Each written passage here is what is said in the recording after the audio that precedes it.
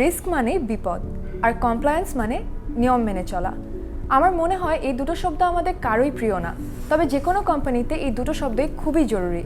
আর রবিতে আমাদের সব ধরনের বিপদ থেকে আমাদেরকে বাঁচান দেবদুলাল দা, যিনি কিনা আমাদের head of risk and compliance. চলুন আজকে দেবদুলাল দার থেকে তার বেশ কিছু অভিজ্ঞতার কথা শুনে নিই। ভাইয়া কেমন আছেন? আমি ভালো আছি সুনানা, থ্যাংক ইউ সো মাচ। জি, সো দাদা আজকে হচ্ছে আপনার ব্যাপারে অনেক না জানা কথা আমরা রবির যারা আমাদের ভিউয়ার্স আছেন তাদেরকে জানাবো। সো শুরুতেই চলে যাই আপনার শৈশবে। আপনার শৈশবটা কেমন ছিল? আপনি কি খুব পড়ুয়া ছিলেন? স্কুলে যেতে কি ভালো লাগতো কি লাগতো না, এগুলোর ব্যাপারে একটু বলেন আমাদের। Thank you. It's a great question, So in my childhood, I was born and brought up in a village, and eventually my father was a sole proprietor, and he has his own business, and he had a extremely high expectation out of education. So he wanted that all his children go to education and be good officers, and serve in the corporates or in whatever it is. So that is how it started, and he wanted to maintain a discipline among his all children, and definitely that inspired me to put attention to my studies. And since I was from a village, it was not tough for me to score the highest in my class or to be the topper in my class. Okay, but eventually when I was topping in my class, then one fine day one of my uncle reminded me that you are topper in a village school, but that doesn't mean that you are a topper when you move to the Dhaka city. So that was a good advice for me, in fact, because I could understand that what are my gaps when I moved to Dhaka city, okay, and how better I have to become. So that is how it started, and yes, I was quite attentive to my education, and I kept on topping in my classes in a village school, and eventually I moved to study in Dhaka college. Okay, and when I moved to Dhaka college, I was reminded by myself that I come from a village, and it is not easy to be top in Dhaka college. Here comes students from all across Bangladesh, as well as all the best students from Dhaka city, right? Right. So that reminder made a miracle in my mind, and I tried to be innovative. And I was lucky that Dhaka college had a very rich library. Okay, so during my time in the second floor, somewhere in the front side, it had a very big library with a lot of English books, and I naturally grew my interest in English literature or English books and things like that, and I continued to use or give as much reference from those English books as I could, and including my interest as well as great teachers of the Dhaka college and their inspiration made me become top in my first year. And when I become top in the first year, it became a pressure from everybody, from my colleagues and everybody, to really compete even harder. Right. So I was lucky. Yeah, I topped in the Dhaka board in that year in 1990. Yeah, that's amazing. Yes, Dada. thank you. So we want to hear more about how you started your career, like from being a topper. How did you decide that which way you want to go? Okay, so I studied commerce in my college. So it was basically the thing that I'd be studying commerce in some university and try to become a teacher. That was my goal, right? So I'll be top in the university, and then eventually anyone top becomes the university teacher. So the route was almost made up in my mind. But then what happened when I entered in Dhaka University, then I could understand that I need a scholarship to maintain myself. And then instead I took a scholarship and moved to India to do my undergrad. So after my undergrad from India, due to some acceptance and equivalence, I was into some kind of trouble. So you can say that is the struggle of my life, okay, and that pushed me, instead of pursuing a teaching career, to chartered accountancy. Right. So I think it was good. So then I moved to KPMG and I did my CA course, which is called chartered accountancy. And during my time, I could not finish all the exams. So and then I started working with Shell as a MT. And then I passed my CA, and then again come back to KPMG to work as a manager, and then I again moved to corporate, and my corporate career started with Unilever. Right. And I worked there in Unilever from 2002 up until 2015 March. And then I was in Toronto at that time, and then I worked for a bank for about 4 years. And then when my mother was old, and I was not enjoying my career so much, and I thought that I had some kind of learning so that I can give back to my country. Eventually I exit Toronto career, and then I come back to Bangladesh. That's a very diverse work portfolio that you have there. So ভাইয়া আপনার কাজের ব্যাপারে তো অনেক শুনলাম, আপনার ফ্যামিলিতে কে কে আছেন? Well, my parents all left, so now me, my wife, and my two kids. Okay, that's So my boy entered the university, so he has gone to McMaster University and studying Canada. business in Canada. Right. And my second kid is a boy; he's in grade 8. Okay, wonderful. So, Bhaiya, it's very recently that you joined Robi, right? Yes. So, how has your experience been so far? Are you liking it here? Well, it's a lot of learning. Yeah, of course, I'm liking it. So and it incorporates a lot of learning in Robi, especially because Axiata has made some changes in terms of how to do business and how to deal things.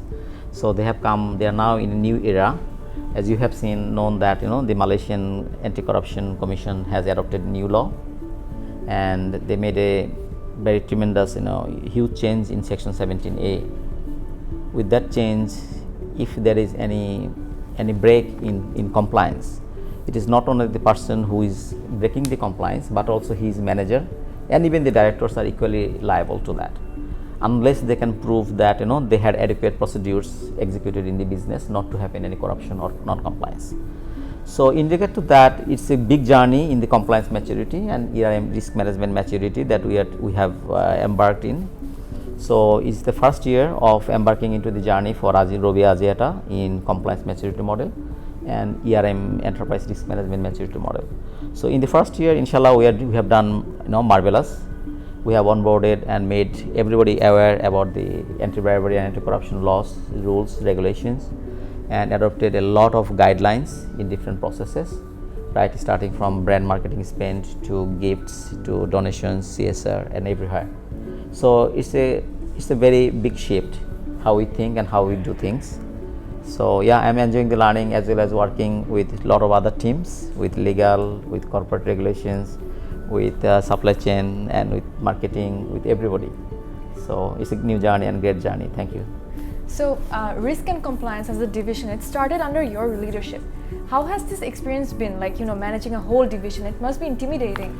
Well, to be honest, it's such a big change, marking which contract is high risk, and if a contract is a high risk, what are the mitigation plans? How do you deal with the contract management or the life cycle of that contract vendor management? To how you do things, be it an advertisement or be it a donation or a gift.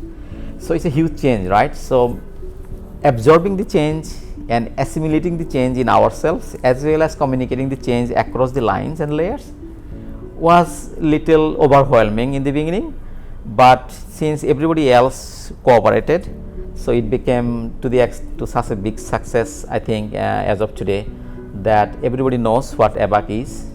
The awareness is huge. Right. The cooperation is overwhelming because it's a group company. We just cannot ignore it. That is the way the business will be run going forward. So it will be on a rock solid foundation. The things we do, it is risk assessed, and we will understand what risk we are taking and why we are taking and how we will combat the risk. So it is a great journey, in fact. Thank you. Okay. So Dada, we human beings, we naturally tend to be a bit non-compliant, right? So in this case, how do you convince the people, since you are the head, how do you convince people to be compliant to the organization's rules and everything? Well, you are right when you say that that people definitely don't like to be very compliant or don't try to take risks, things like that. But business is all about risk. Right. The higher the risk, the higher the return. Of course. So the Axiata's policy is we will do business in our defined portfolio as a digital service provider, but we are ready to take any innovative challenges if that pays off our dividend. So every business Axiata does, it has a the benchmarking, what type of return it is expecting out of that business, and if the business is rewarding, then Axiata enters into that, following the regulatory compliance and every other compliance, and we want to definitely reduce the environmental footprint, as you know, and we want to do required amount of corporate societal contributions. So that being the framework, we are a great business and we want to make our contributions to the society, to our customers, and to our employees. Yeah. Okay, so now that we have talked about compliance, let's come to risk. So what do you think is the key to risk management, and how do you know that you have prepared well enough for upcoming risks? Well, it's a very good question, in fact, and very valid question and a timely question when we are talking about risk, at everywhere. So, in fact, I am not the head of risk, in fact, or not Imran is the head of risk in my team. Head of risk or risk manager is everyone in the business. Yes, very true. So, when the every employee, every officer will think that he or she is a risk manager for her processes run, then only the success of risk will come. Okay, one person being or two persons being risk manager's hat is not never enough. So with that sense, we are trying to instill a habit of assessing risk in the processes that you do or that anyone does, so that the person understands the risk in that process, what can go wrong and what should be done so that what is expected to go wrong does not go wrong. So we are trying to train people and do the required awareness training, online training and discussions. We have risk champions in different functions, and we maintain the risk register for functions, and we also educate them regarding the risk mitigation plans. And we also embark upon a journey where we test some of the mitigation actions. So thereby, we are trying to be one of the best company in Axiata, as well as in our club, where risk is practiced very, very at every level, and we are trying to make everyone as a risk professional. So the ambition is high, and we started rightly, and we are getting required amount of group support, as well as people are also enthusiastic about learning the risks as well as taking risk, and how to take risk and when to take risk, in what situation and what to do so that the risk don't fail them or the business. Right. Yeah. So Dada, a lot of people say that risk and compliance is a very boring topic. So since you work for this division and you are the head of it, what do you have to say about it? Well, I know that there's no doubt that it is boring. It is little boring, but thing is that how you connect with the people, right, is what makes it whether it is boring or not boring, right? So what we try to do differently is we try to say that what is in risk management for them or for that function or process, right? If they follow compliance, how does it make them look good? Right. You will get lesser fines, or you will run lesser risk from regulators, so those are the things, kind of what do they have in it. So when you show that thing, the people try to find some kind of interest in risk management, right? Right. So, and if there is nothing for you in complying the risk management framework, or in complying with the host of the compliance rules and regulations, you will probably not be interested to doing yes. them, right? But if you think that it is something that is making you stronger or making your thought process more business-like, as well as doing your things more perfect and earning value and recognition, and it helps you and at the end of the day to serve better to your customers, right? Like if you talk about the customer data protection or data security or cyber security, we are in everywhere, right? So we make secure your data as well as the customer's data, right? So that way we are part of the very core business, so we are not far away from the business. Sometimes people have a wrong understanding that we may not be so much involved with the front end, but we do. Unless we understand the front end processes, it is obviously not easy for us to understand how we can really make a bonding with them to make the process solid. Yeah. So that we don't fail to serve or meet the customer expectation or meet the regulators expectations. This is why we have you here to debunk all those misconceptions that people have. No, so that's very nice my last Thank you. question to you is that what makes someone a good resource for work and risk and compliance work, because it can be very technical, right? Well, it is technical, and we work with a lot of frameworks. Yeah. So that way you can say yes, it is technical, and someone to be a good risk and compliance professional, the more one has a mindset to learn every day, as well as understand the process they work with, it makes them a better professional. So if I don't understand how the real process works, it would be difficult for me to relate those processes with what controls do they need to put in place, or if the controls are working every time consistently correctly. Right.